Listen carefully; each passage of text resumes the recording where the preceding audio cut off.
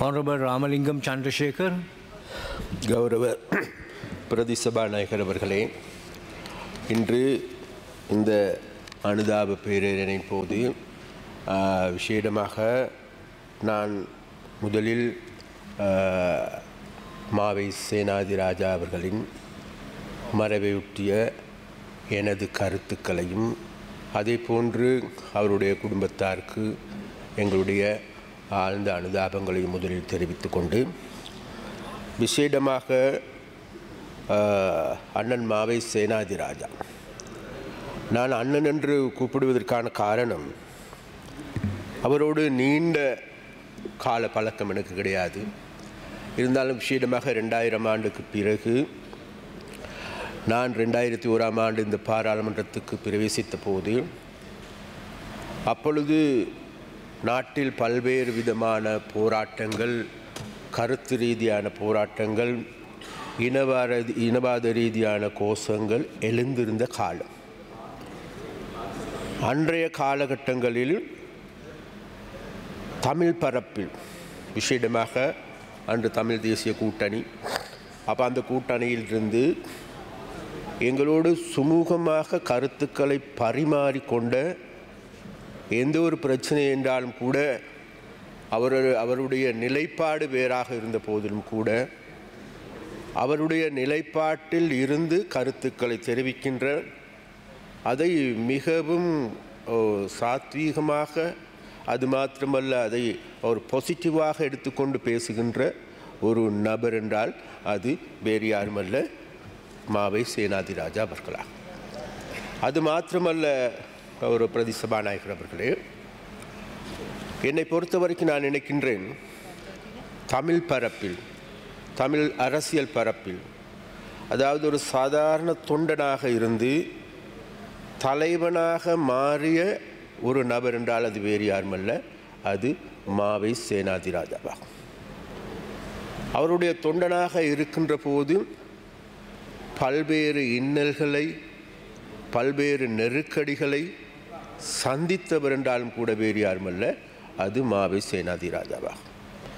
அது மாத்திரமல்ல, இந்த போராட்ட களத்திலே குறிப்பாக 7 வருடங்களுக்கு மேலாக பல்வேறு சிறைகள், மெகசின் சிறைச்சாலை எடுத்துக்கொண்டாலும் சரி, போகம்பர் சிறைச்சாலை எடுத்துக்கொண்டாலும் சரி, பல சிறைச்சாலைகளில் இவர் தனது சிறை வாழ்க்கையை முடித்திருக்கிறார். அவ்வாறு சிறை வாழ்க்கையில் அவர் இருந்தபோது விசேடமாக அன்றைய காலகட்டங்களில், விசேடமாக அவர் நான் நிற்கின்ற 1969ஆம் ஆண்டு காலகட்டங்களில் கைது செய்யப்பட்டு சுமார் 77-78ஆம் ஆண்டு வரைக்கும் சிறையில் இருந்தார் என்று கூறப்படுகின்றது. அன்றைய காலகட்டங்களில் எங்களுடைய கட்சி தலைவரான ரோகண விஜயவீரா உள்ளிட்ட பல தலைவர்கள், ஆயிரக்கணக்கான இளைஞர்கள் அந்த சிறைகளில் இருந்தார்.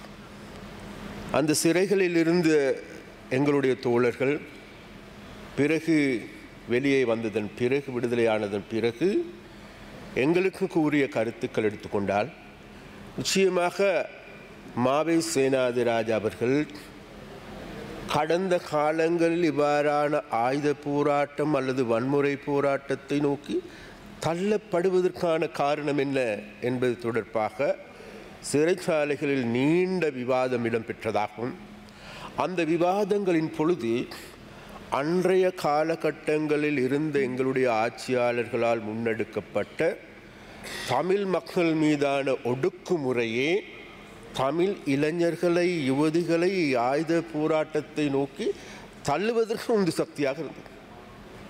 அந்த போராட்டங்களின் போது விசேடமாக இன்றைக்கு இருக்கின்ற தமிழ் போராட்ட தலைவர்கள் பலர் இருக்கின்றார். பிரபாகரனை எடுத்துக்கொண்டாலும் சரி, உமா மகேஸ்வரனை எடுத்துக்கொண்டாலும் சரி, ஸ்ரீ சபாரத்ன அவர்கள் எடுத்துக்கொண்டாலும் சரி, இவ்வாறான ஒரு பெரிய போராட்ட தலைவர்கள் இருக்கிறார். அப்போ இந்த அத்தனை போராட்ட தலைவர்களோடும் கருத்துக்களை பரிமாறிக்கொண்ட ஒரு தலைவன் தமிழ் தேசிய பரப்பில் இருக்கின்றார் என்றால் அது வேறு யாருமல்ல, அது மாவை சேனாதிராஜாவா. அதே போன்று மறுபுறம் எங்களுக்கு தெரியும், தந்தை செல்வாவை எடுத்துக்கொண்டாலும் சரி, அமிர்தலிங்கம் அவர்கள் எடுத்துக்கொண்டாலும் சரி, நீலன் திருச்செல்வம் அவர்கள் எடுத்துக்கொண்டாலும் சரி, யோகேஸ்வரன் அவர்கள் எடுத்துக்கொண்டாலும் சரி, இந்த பெரும் தலைவர்கள், அதாவது அவர்களுடைய அரசியல் தொடர்பாக எங்களுக்கு விமர்சனங்கள் இருந்த பொழுதும் எங்களுக்கு தெரியும் இந்த பாராளுமன்றத்திலே உரையாற்றுகின்ற பொழுது தாங்களுடைய கருத்துக்கள் அல்லது அந்த கருத்துக்களுக்கு எங்களால் 100% உடன்படாவிட்டாலும் கூட இந்த சபையிலிருந்து தமிழ் மக்களுடைய பிரச்சனைகளை வெளிக்கொணர்வதற்கு இந்த பாராளுமன்றத்தை சரிவர பயன்படுத்திய நபர்கள் என்றால் வேறு யாரும் கிடையாது. அதில் விசேடமாக சிவ சிதம்பரம் அவர்கள் எடுத்துக்கொண்டாலும் சரி, அமரர் சம்பந்தன் அவர்கள் எடுத்துக்கொண்டாலும் சரி, சம்பந்தன் அவர்கள் எடுத்துக்கொண்டாலும் கூட இந்த பாராளுமன்றத்தில் அவருடைய உரை என்பது மிகவும் ஆழமான, அணித்தரமான, ஆற்றல் மிக்கதாக.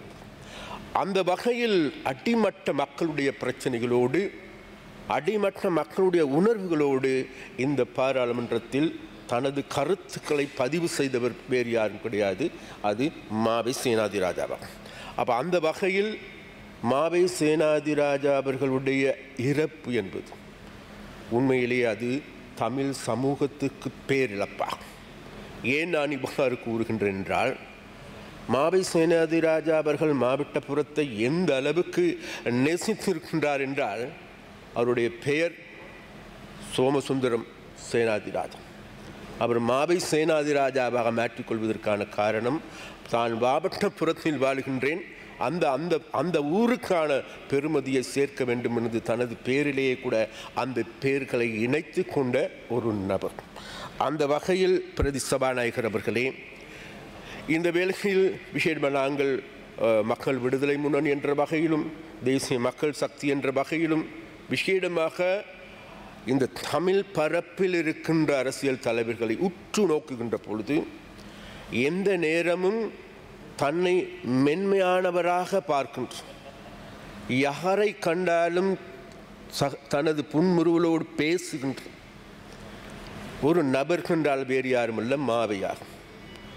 அவர் ஏன் அவ்வாறு மக்களோடு இனிதாக பழகுகின்றார் என்று தேடி பார்க்கின்ற பொழுது வேறு எதுவும் அல்ல, அவர் போராட்ட காலத்திலிருந்து, சிறு பராயத்திலிருந்து இந்த அரசியலுக்கு பிரவேசித்து, அந்த அரசியலில் இருந்து பாரிய ஜம்பவான்கள் என்று கூறுகின்ற தமிழ் தலைவர்களோடு, சிங்கள தலைவர்களோடு, தமிழ் இயக்கங்களோடு பழகியதனுடைய விலை.